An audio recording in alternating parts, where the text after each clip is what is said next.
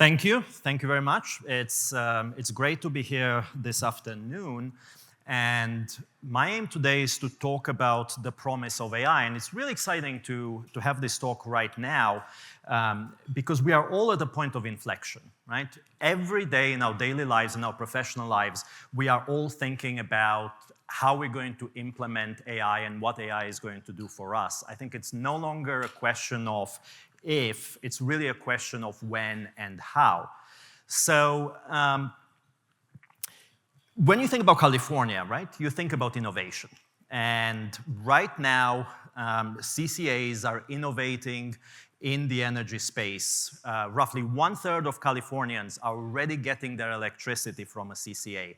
This is equivalent to about 14 million Californians. So we're seeing a lot of innovation in terms of energy. At the same time, if you think about California, you're also thinking about AI and all the amazing innovation that is happening in this space. So my aim today is to talk maybe not so much about the all the kind of strange new things that are coming out of the AI world, but rather I want to, as an economist, I really want to focus on what AI can do for us when we apply it wisely, and really focus on three things: thinking about cutting costs, improving customer experience, and strengthening reliability.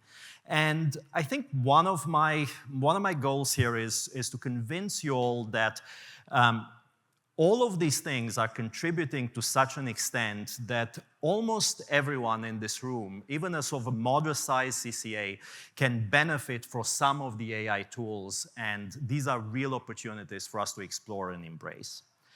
So why now, right? I think if we look at where we are in terms of the CCA world right now, this is a very exciting opportunity because this is no longer a sort of a niche area of the energy sector. So at this moment, about 223 California cities and counties operate or plan CCAs. So it's becoming a question of scale. At the same time, the combined annual demand is nearly 60 terawatts. And that is larger than many IOUs that are out there. So again, it is about scale. When it comes to the investment, more than 37 billion have been committed by CCAs to build and operate clean energy resources. Again, this is a really impressive and amazing scale. But there are also challenges ahead for all of us. And I just want to focus on a couple of challenges that I think are worth addressing and considering. One is reliability. And California is somewhat unique in that space because we do have the slice of day rule that actually requires very, very good forecasting and very good accuracy every single day. And in that sense, forecast errors are expensive and they need to be addressed. And the world around us is getting complex, is increasingly more complex, and there are many things that are kind of contributing to that. Rooftop solar, the penetration of solar is increasing. EV charging, more and more customers have electric vehicles. And of course, there's a lot of uncertainty around climate change and extreme weather. So all of this is combining and making it into a real challenge for us. But at the same time, I'm actually very optimistic when it comes to addressing some of these challenges. And I think overall the talk today is going to be probably on the positive note when it comes to these things. Because one of the great things about the energy sector is the availability of data. We've now had what people have called before big data for quite a number of years. So we have smart meter data, we have increasingly better models for weather and forecast, we have detailed price data. And so all of these things can help us achieve better forecasts. So one of the questions that I always get across different sectors, across different industries, is if I am to invest in machine learning, in the new AI technology, how much better are my forecasts going to be? And now we've been doing this for a number of years, and the marginal improvement that I've seen now across different industries is usually in the range of 20 to 30%.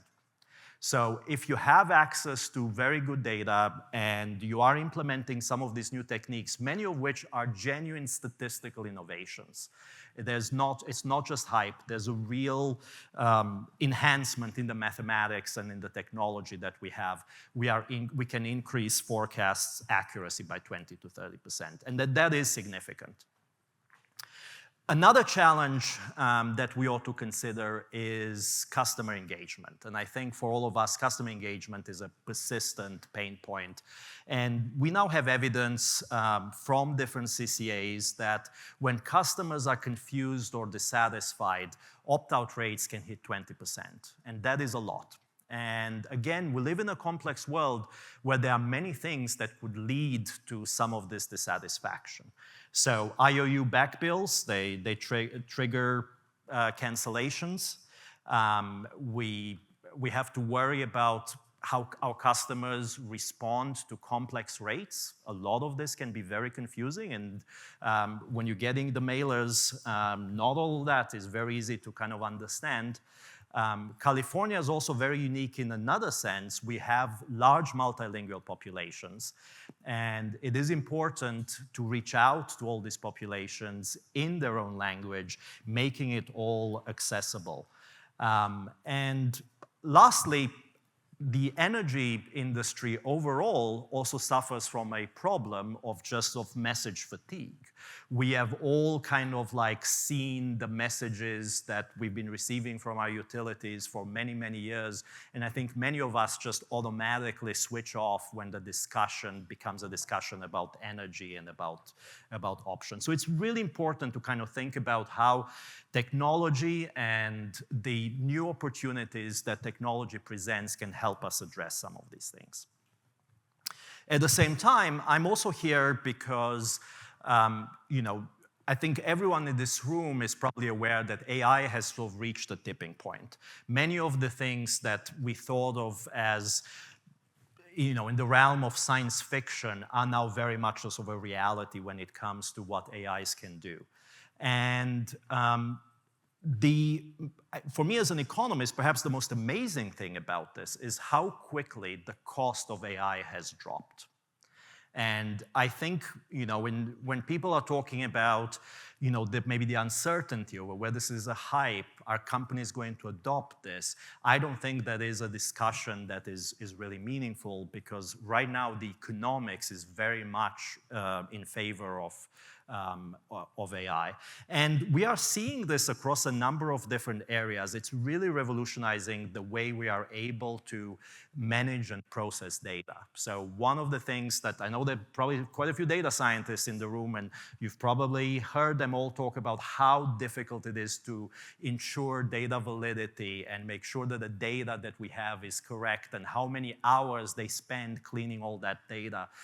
We now have tools that are powered by AI, and they really allow you to detect anomalies, clear your data, all the kind of effort that required many people before. AIs can do it in a very, very fast, can do it very fast and very well.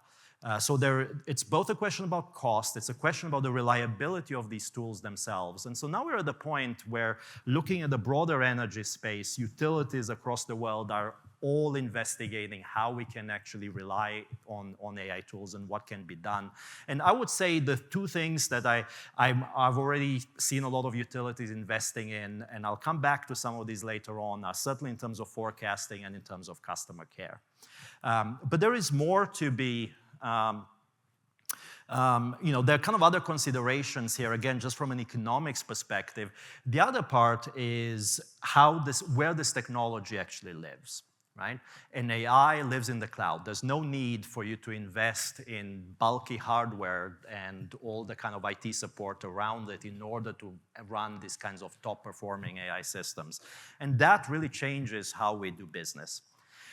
So I think overall, my perspective on where we are when it comes to AI is that maybe, a year ago, when I gave similar talks, I would have talked very much about AI as being sort of like a novelty, something that, we're all approaching with trepidation. It's all very exciting. We don't quite know what to do with it.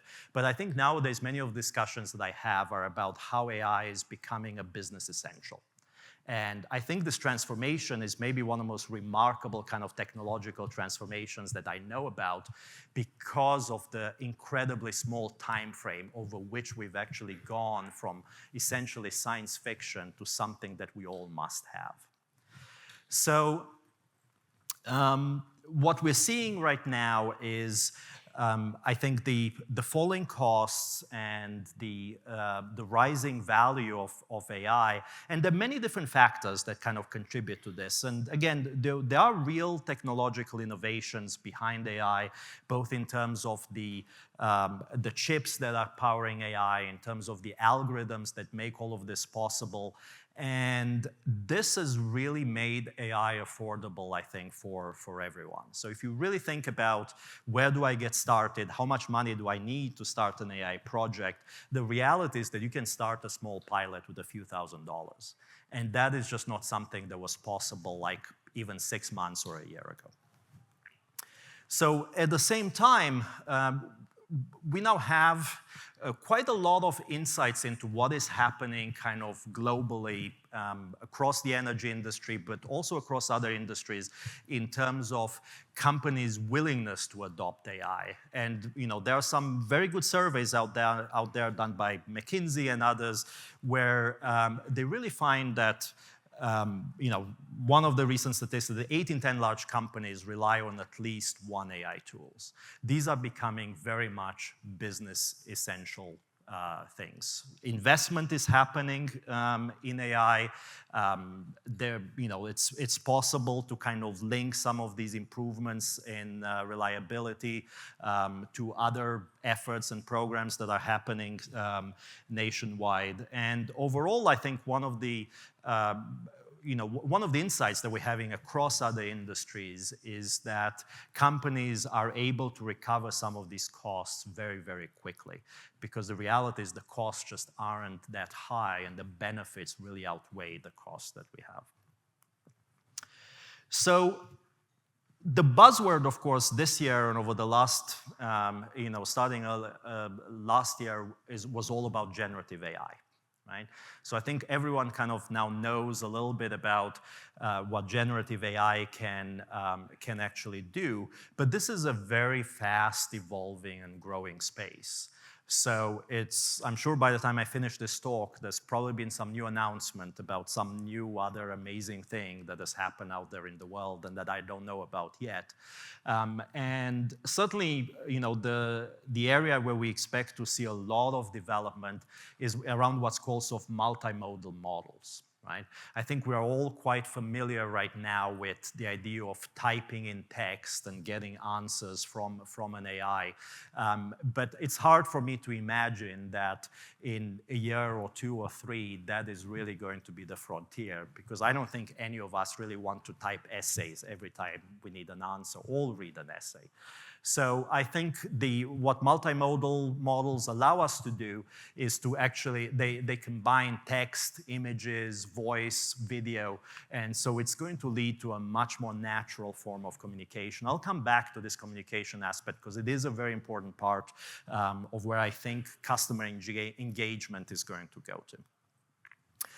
At the same time, we are now seeing the development of what are called these sort of compact edge models. These are models that can essentially run on your smartphone. You don't need to be connected to the internet, and they can deliver much of the same performance and value that you're getting from some of these larger models that are all living in the cloud. So what this is going to enable us to do is you can have workers that are out there in the field, potentially away from like a Wi-Fi network, away from communication, and still have access to all the kind of insights and knowledge and capabilities that the AIs that live in the cloud have.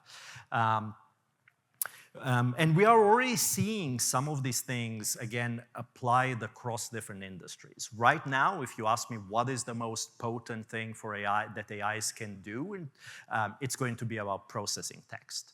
It's easily doable to kind of process thousands of emails by customers overnight with a high degree of accuracy. This is no longer just a question of sort of science fiction. It's easy to create educational videos at very, very low cost to actually explain different concepts to customers. And again, I want to emphasize the cost that goes into building some of these, maybe I would say smaller building blocks of a bigger AI strategy. We are not talking about hundreds of thousands or millions of dollars for many of these more defined tasks. We're really talking about something that's in the order of thousands to tens of thousands of dollars. But there is, of course, one topic, there's one big elephant in the room, which is security and privacy. And having talked to many of you over the last day or so, I know how much of a concern that is for everyone. And I tend to take a very optimistic approach, I think, when it comes to AI security and readiness. Again, because of the falling costs involved in addressing some of these challenges, and also the kind of many practical solutions that very, very smart people are hard at work to actually deliver in order to guarantee the kind of safety that we actually need. So obviously, security is a very, very important topic, and I want all of us to kind of like be on board with that and appreciate it, because privacy incidents can wipe you out. They can be incredibly costly for everyone. And we are, this is a regulated industry, so there are certain expectations, of course, that have to be maintained in terms of data privacy, in terms of how we actually safeguard customer data. And so from that perspective, I fully understand that things can sort of be very scary. Right? And I think one area in which the things can actually be very scary is because we can't fully anticipate the kinds of communications and interactions that we are going to have with AIs. And now, in this case, we're just talking about regular customers like you and me. What about when we actually introduce bad actors into this game? Right?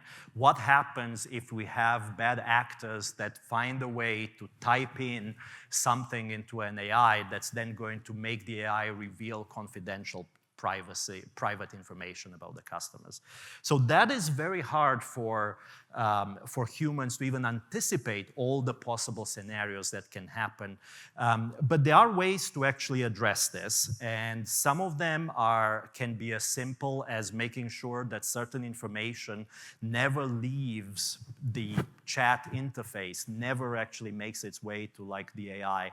And so that will be information like bank account numbers and other kind of social security numbers and all these things. But then those are kind of standard guardrails and filters. We can implement them. But on top of that, we now see a lot of AI tools that are being developed in order to address the kind of security concerns that the other AI tools are actually bringing to the discussion.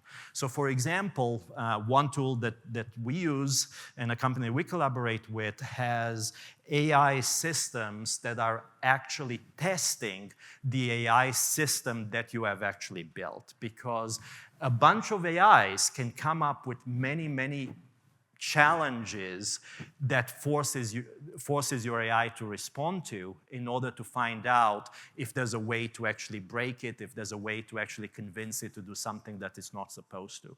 So again, I think I'm very optimistic about the potential for technology to actually address the very problems that some of this technology has actually created for us. So I think as long as we proceed cautiously and we avail ourselves of all the different tools that are out there, I think this becomes a manageable risk, and it's certainly something that I think many businesses will be able to address satisfactorily. So where do we start? I'm very solutions focused. So we have opportunities here, we have tools. Where do we actually start when it comes to what I think AI can deliver for us in the CCA world? And I think the starting point is personalization. I always go back to the importance of using data to actually drive action. And behavioral science has now revealed quite a lot of insights in terms of how we can actually nudge customers towards action. And we now have a lot of robust scientific evidence of how communications can be structured in order to encourage customers to act. So just think for a moment about reducing peak demand. We know that it is possible with the right sort of behavioral insights to actually design communications to customers that can get customers to actually change their behavior.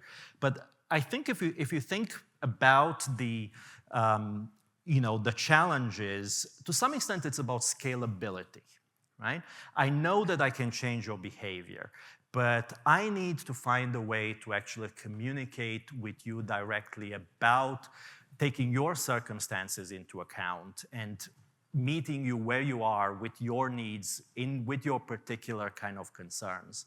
And so that is actually hard to do. Even though we have the science that says, yes, behavioral nudges can actually work, how do I actually deliver those nudges to you in a way that they're addressing your concerns? And I think that is an area where we can now develop systems that are highly customized to each individual, to each company.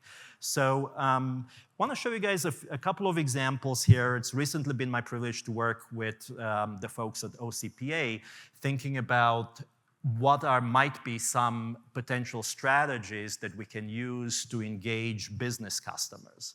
And business customers are a very interesting segment, of course, because we see a lot more heterogeneity in terms of the customers than we see in the residential space, because businesses tend to fall into so many categories and they have so many different sort of unique needs. So I just want to show you guys some images and also some of the insights and some of the things that I've learned from this collaboration in terms of what might be some ways in which this could be approached. So you start with a simple, attractive, easy to navigate UI, but then you really have to think about what are the kind of ingredients, what goes into this communication. And you can develop it in such a way that you can compare, you can provide individualized insights to each customer. We now know from many other areas in the utility space that comparisons actually matter, right? So usage can be compared to that of similar homes in the context of residential customers, similar businesses in the context of businesses. And then you want to communicate with your customer and you want to figure out what are the important insights that you actually want to convey to the customer. So I like to refer to these as smart tips. And these are the kinds of things that an AI system can really help you personalize and customize, because you really want to talk to me. And I'm going to be a very different customer than the customer over there. And that is also something that is going to change over time. Because when you're talking to me in the summer, I am essentially a different person than I am when you're talking to me in winter. And when you're talking to me in the middle of the afternoon when it's hot and you're encouraging me to reduce my peak consumption, again, I am a very different person than I am sort of in the off-peak hours.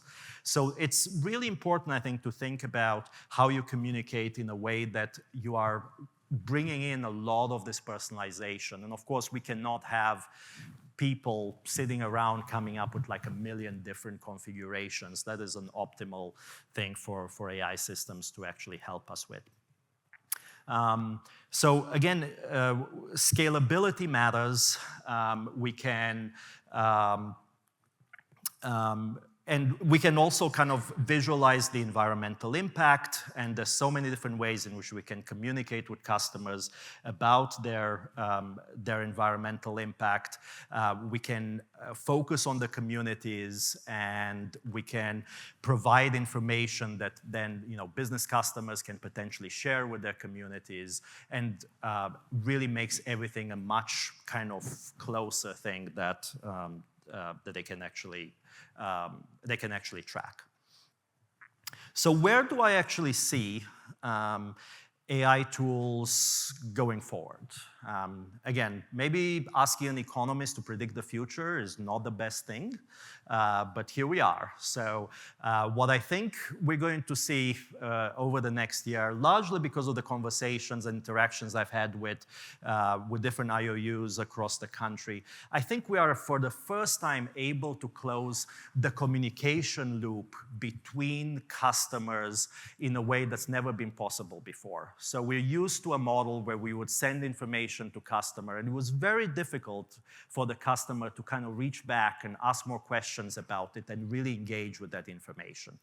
So one of the things that I think we're going to see widely adopted over the next year or two are going to be chatbots that will allow us to converse about our energy usage. So I can ask a chatbot something about my bill. I can obtain insights on demand.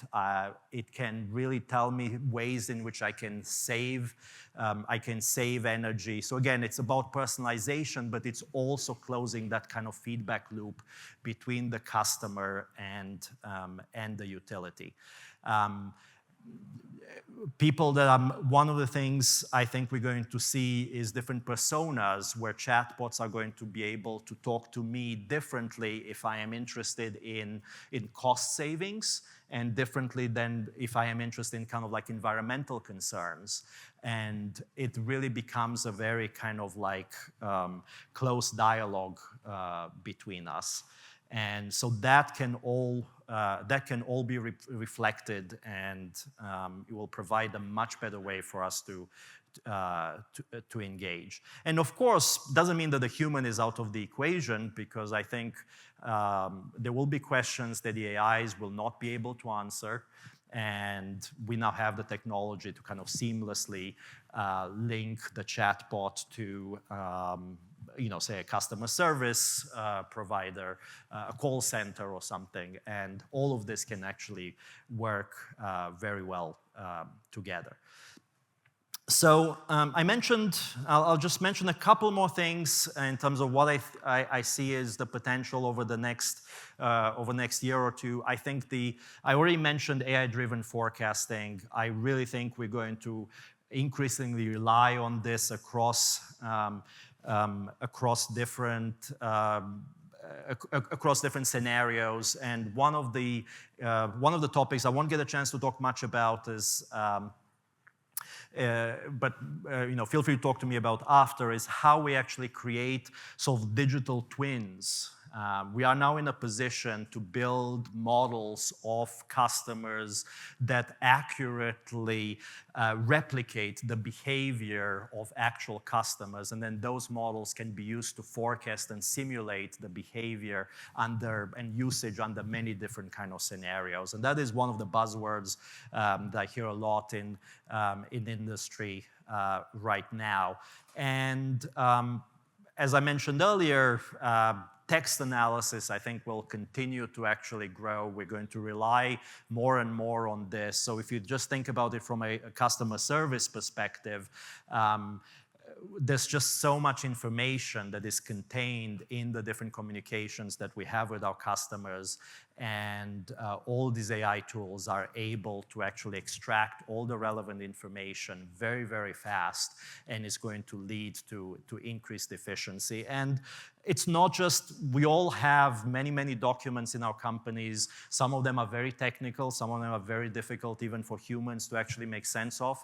My experience has been that you can customize AIs to provide you with analysis and insights into some of these technical documents at a really amazing rate. And I do see all of us using that a lot more going forward.